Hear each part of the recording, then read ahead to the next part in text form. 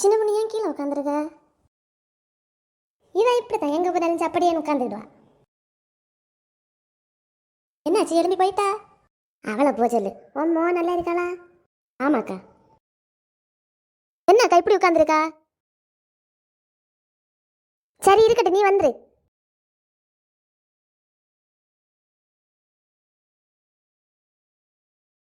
தூங்க போயிட்டாளோ?